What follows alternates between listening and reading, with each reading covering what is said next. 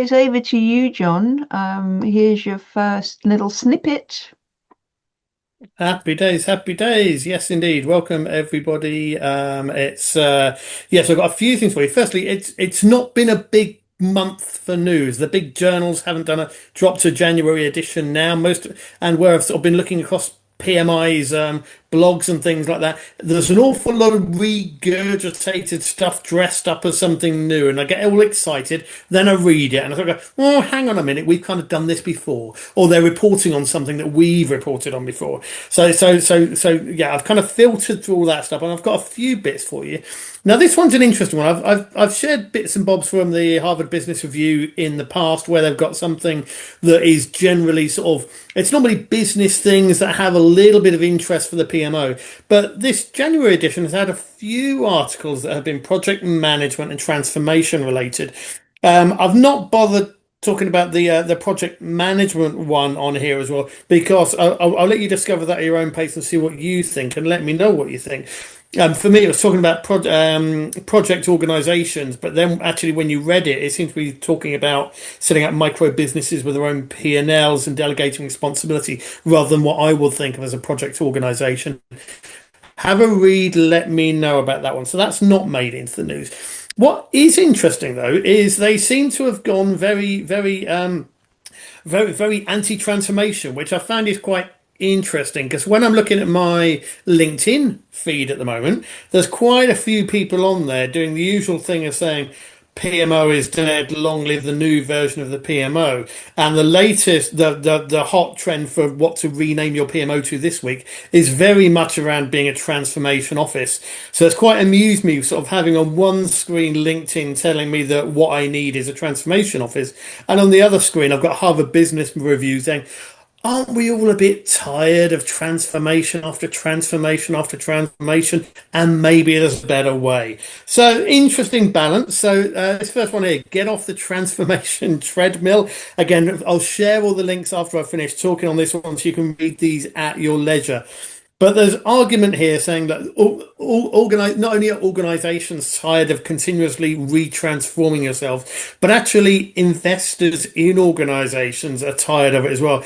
They're sick of yet another director coming in, taking over something and saying, right, well, the first thing I'm going to do is transform everything radically. And they're worried about the amount of time that takes, the disruption to the organization that it takes, and how it slows things down. And there's so much taken on trust that it will be better once we've blown everything up. They're arguing in this one. There's a nice case study in the article that's worth a reading and pull some salient points out of. But there's four things they're calling out here to focus on. First one, interestingly, systems management, systems design is quite a big one they're advocating. Thinking about the organization as a system to deliver a mission. And I do wonder if we're sort of going full circle back to sort of systems thinking being more and more of a hot topic for us as we go forwards. Now, if you're interested in systems thinking, there is an awful lot of stuff on the House of PMO website, including Martin Parr's talk from PMO Learn in London 2025. I think there's a recent session you did with that had Chris on there as well, I think, if I recall. So do have a look through for sorry. So go on, is it there was? Oh, that's good. I thought I recalled that one. But do have a look on the website. Loads of stuff on there about systems thinking, systems management on there. Fundamentally thinking about the organization as a system and how you can make incremental changes to that to improve the organization without without radical transformations every 5 minutes. Now, the other interesting one here is this: detecting emerging realities before transformation becomes the only option. So, I mean, if you look at this, you sort of almost think, well, actually, is transformation a failure for the organization? And in some senses, I think it's valid to argue that it is. If you're at a stage of having to do a large transformation, does that mean there's something that's caught your organization unawares? Does that mean you're being caught out and now you're having to pedal hard to try and fix things again? But it does lead to the obvious question. I'm hearing you all asking in the background: how do we detect those emerging realities before transformation becomes the only option?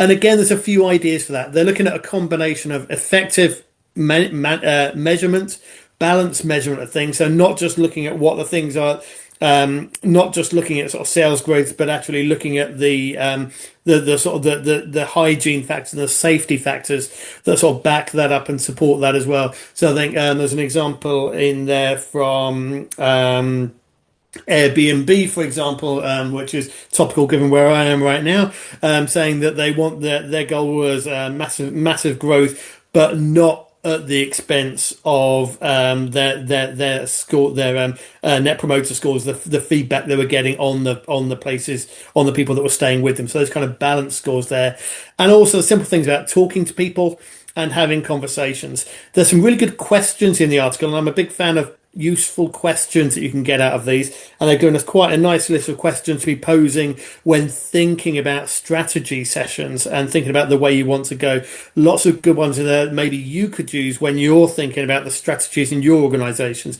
How much value is at stake if we do this or don't do this, cost of delay, the range of results we're expecting, what's the probability of these coming to pass. A load of gems there that you can pick up and add to your crib list and just usefully drop into conversations, and try and steer people towards thinking about the initiatives and ideas they want to take forwards, but in doing them in a sort of strategic way that allows you to align the organizational thinking with your execution thinking as well.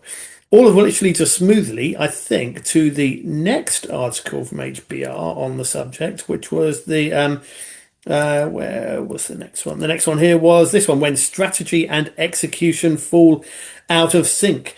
And a lot of you will look at this article and think there's not much that's new in here. But what I do like about it is the analogy they're using. Now, despite the picture they've chosen for this one, what they're really talking about here, the analogy they actually use in the article is a relay race. And I know we've talked about when you see relay races, a lot of people probably like me think about Agile and Scrum, because that was the start of Scrum. They were using the idea of it being a relay race rather than doing the old model of passing off from design to developer, developer to test. Was actually, can we all run forward together, more like a rugby team, which was where the idea of Scrum came from. So they kind of used that a lot, but they've taken it here and used it quite a different way. They're emphasizing the fact that if you're a relay team, yes, you need to be fast at what you're doing, but the real power comes in the handoffs. And they're looking at those and saying, actually, they're seeing sort of three common areas where you see problems, where the handoffs fail between the execution side of things and the strategy side of things. And they've defined those as pace problems, where you've got strategy outrunning the actual capacity you've got, advocating calling out those things early, being clear on getting those aligned. And the key takeaway there: when strategy moves faster than execution can support, the handoff breaks long before the work even begins. And we see that a lot where we go into strategic planning sessions. The hopper is filled up to bursting. We put way much work in there that we can possibly do in a year. And then everybody spends a year getting blocked and tripping over each other and escalating everything rather than actually spending time delivering things faster. Lane problems is the second one. So the idea there is when roles don't actually match the work, emphasizing the importance there of looking at competence, capabilities, and actually matching the strengths you have in the organization to the handoff and the work that follows.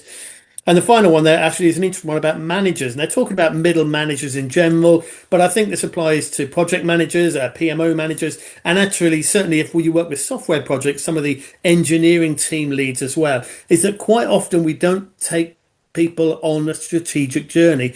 We'll tell teams what we need them to deliver, but then we won't give them the wider context of it and what it is that they're moving towards. So big emphasis there on when the quote there is, when managers can't see the strategy, they can't guide the work. So there's a challenge there, I think, for all of us to make sure we're not just telling people what to do with their projects, but we're actually making sure everybody understands the why. Because if they understand the why, they can feel a lot more empowered to make decisions, and we can be more confident they're going to make the right decisions for the organization as well. A couple there well worth reading. And again, I mentioned questions. There's a lot of good questions in there to be asking that you can add to your list of good questions to be asking in meetings. Moving on again. Now, those of you who have been around for a while and attending regularly, we do this every month. If you're new, hello, welcome, and make sure you sign up for next month's session. You'll have heard me talk about the Teal book.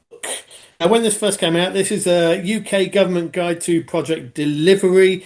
It's a fantastic guide. It's good for people that aren't in the government as well. The UK government that actually developed Prince 2 as a standard.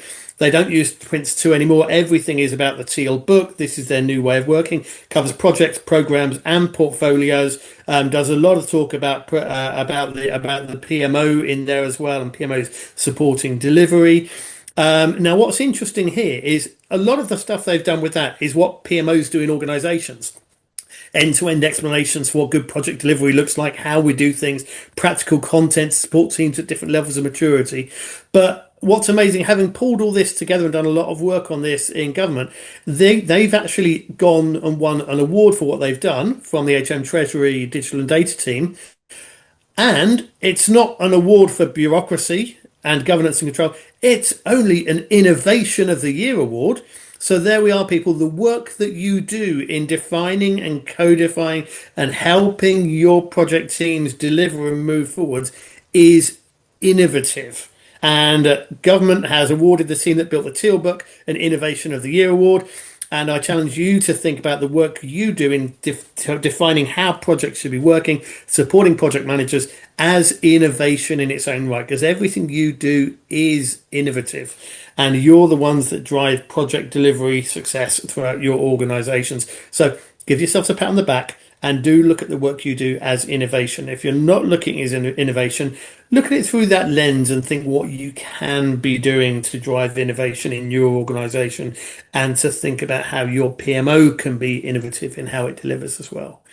And staying with the Teal Book for the last one here, there was an article on the Hot PMO website about the Teal Book a while back, and there's a note in there because I've gone back and winced about it because it now looks out of date, saying the Teal Book is a weird thing because it's called the Teal Book to align with the names of a lot of other multicoloured guidance from government for governments. But interestingly, it's not a book.